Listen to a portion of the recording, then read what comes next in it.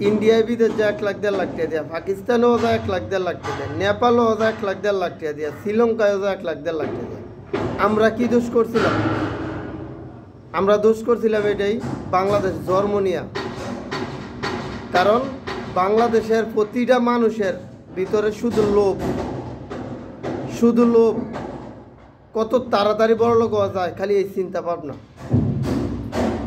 একটা ভিসার দাম যদি 1 লাখ টাকা হয়, তার এটাতে 5 লাখ টাকা ব্যবসা করতে হইব। এদের মালয়েশিয়া আওয়ামী লীগ সরকার মিডিয়ার সামনে আইয়া নিজে ঘোষণা দিছে, এমপি মন্ত্রী আমলা কামলা সরকার সবাই ঘোষণা দিছে যে মালয়েশিয়া কর্মী পাঠাইব 80 থেকে 90 হাজার টাকা, সর্বোচ্চ 1.5 লাখ টাকা। এই খবরটি আছে তো ইউটিউবের ভিতরে আছে তো।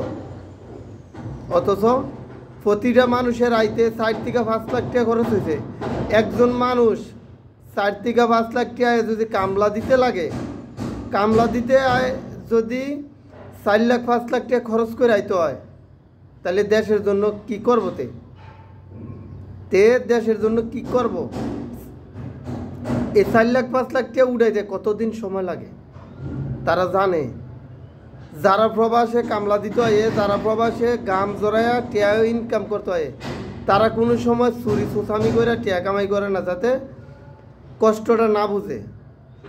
তারা কষ্ট বুঝে, তারা পরিশ্রম করে ইনকাম করে, তারা এসির তলে বয়ে থেকে লক্ষ লক্ষ টিয়া পাচার করে না।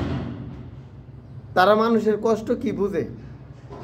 এই যে মালয়েশিয়াতে লোক আছে, অনেক লোক টিকটকে ঢুকলে দেখা যায়, ফেসবুকে ঢুকলে দেখা যায়, ইউটিউবে ঢুকলে দেখা যায়, অনেক লোক দেশে যাইতেছে গা এই টিয়াডি মার।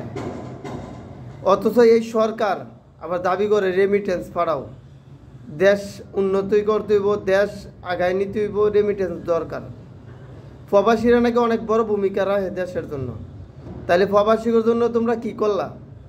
প্রবাসীগুলো লাগিয়ে করলা 1 লাখ টাকার ভিসা 5 লাখ টাকা, প্রবাসীগুলো লাগিয়ে করলা 20,000 টাকার টিকিট 1 লাখ টাকা। কি করলা? প্রবাসীগুলো লাগিয়ে কি করছে দেশের মানুষ? কিছুই করে নাই। প্রবাসী করে মূলা ফার্ম দিয়া, হাওয়া দিয়া দেশের যারা দেশ পরিচালনা করে তারা চলতেছে। ঠিক আছে, প্রবাসীরা হচ্ছে আবেগে মানুষ, হাজার হাজার কিলোমিটার দূরে থাকে।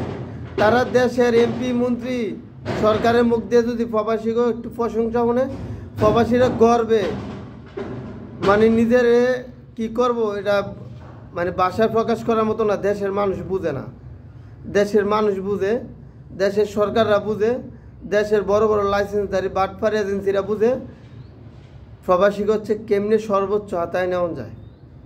1 লাখ টাকার ভিসা কেমনে 5 লাখ টাকা নেওয়া যায়, 20,000 টাকার টিকিট কেমনে 1 লাখ টাকা নেওয়া যায়, এছাড়া কিছু বুঝে না। দেশের মানুষ প্রবাসী থেকে শুধু নিতে জানে, প্রবাসী করে দিতে জানে না, প্রবাসী করে দিতে জানে না। তারা এই জাতি কোনো দিন উন্নতি করতে পারতো না যতদিন এই জাতির ভিতরে লোভ চুরি চেষ্টামি না যাইব ভিতর থেকে, মন থেকে যদি বালা না হইতে পারে, এই জাতি কখনো উন্নতি করতে পারবো না।